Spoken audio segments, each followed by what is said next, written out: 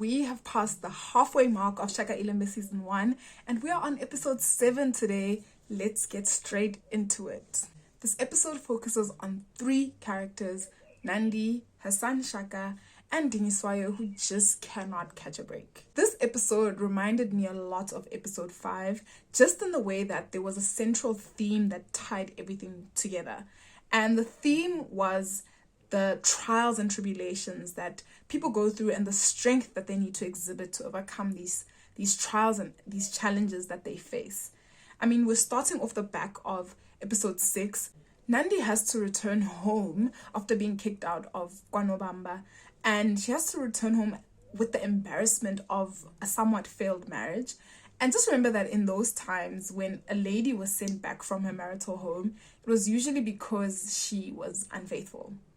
And, just after the death of her father, her brother is now the king, and he still bears a grudge against her because of the time when she shamed the Elangeni kingdom and fell pregnant when she was still supposedly a virgin. And the environment that she returns to is not a very welcoming one. She is welcomed with scorn, with shame, with embarrassment, and just ridicule over the fact that her marriage has failed and she's had to return home. So she has to exhibit the strength where she has to fight for her kids' livelihood and deal with the embarrassment, deal with the ridicule, and people just shunning her. And it just makes the situation so much worse that even her brother, who still holds a grudge against her, is isolating her. I mean, we saw that scene with her old friend Piklile. I hope I'm saying that right. Where she was told not to speak to Nandi. So Nandi is basically being isolated in her own home. Nandi is not going to let anything happen to her kids, and she's going to do whatever she can to make sure that her children are set and they're fine. And this is the strength that she draws from. Her spirit is not broken, even through all the adversity that she's facing in this hostile environment. And man, I commend her strength. That scene where her brother, King Gabi, is busy telling Shaka to turn around and asking Shaka if he's not embarrassed of his mother's actions, of how he was conceived. And Nandi has to carry that in her spirit, not retaliate, because she understands that she needs to be in good books with her brother to ensure that her son has a place to stay. And this brings me to the second character in the story that experiences adversity, who is Shaka, Queen Nandi's son. Because of all that his mother's experiencing, all the hostility and all the ridicule and scorn that she's experiencing, this affects him as well. I mean, this is his mother. He practically worships his mother. I mean, if you remember in the previous episode when kaSenzangakhona was taking him hunting, and they were asking him, if he started thinking about girls and taking a wife, and he said, no, all girls are stupid except his mother. This boy really loves his mother, and it affects him so that his mother is being treated this way. So in his own way, Shaka also experiences adversity throughout this episode, having to deal with his mother's treatment in the Elangeni kingdom, as well as dealing with the bullying that he receives from the boys at the Elangeni kingdom. Also shows the trials and tribulations that he's going through. And the third and final character is Dingiswayo. I mean, guys, I'm getting tired. This man just cannot catch a break. Every single episode since his exile, he is being hunted, he is being captured, he's fighting for his life, and it's just the same as well in this episode.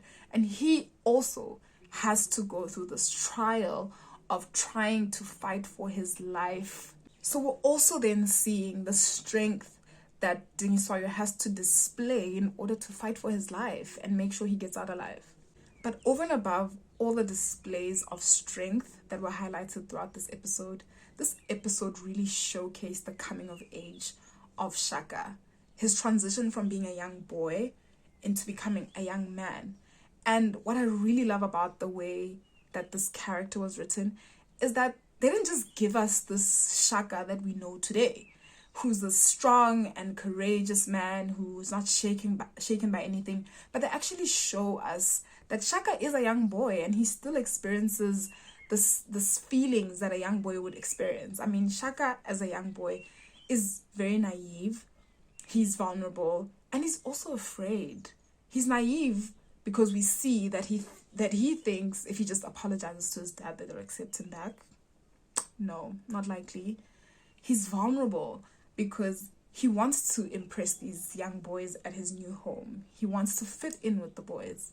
And he's also afraid. You know, he displays his fear as a young boy when Makadama stares him in the forest at night and they leave him alone in the forest. That fear that we see in his eyes, those are like real feelings that a young boy would experience. And I'm so glad that they didn't shy away from this and try and make it seem like Shaka was just this, you know, strong, courageous person from a young age.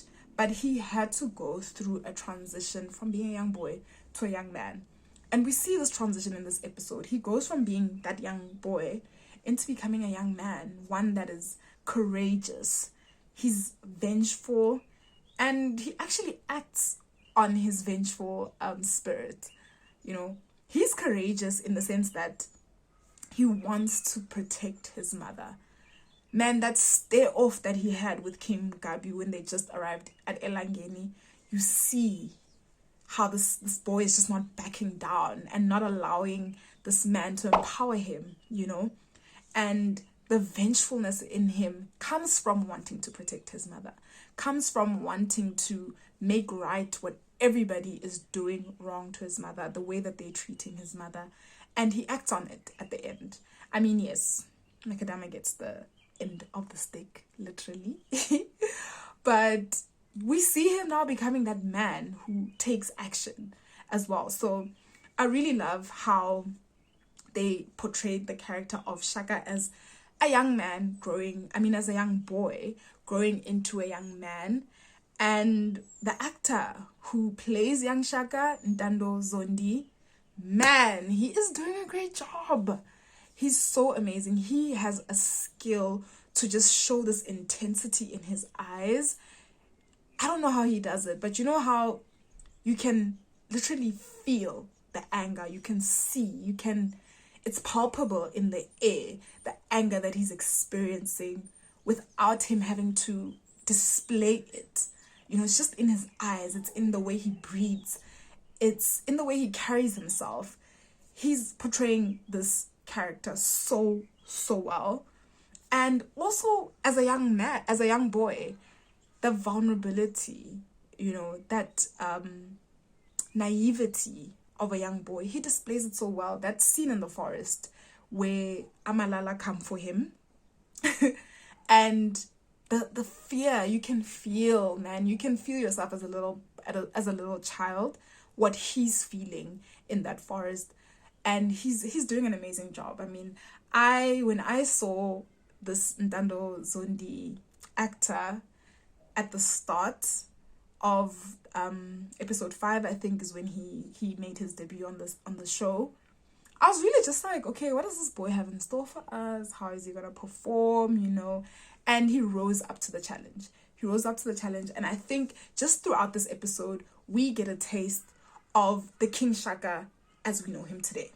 You know, a man who is going to act on the way that he feels. You know, if he feels that there is an injustice, he's going to right the wrongs.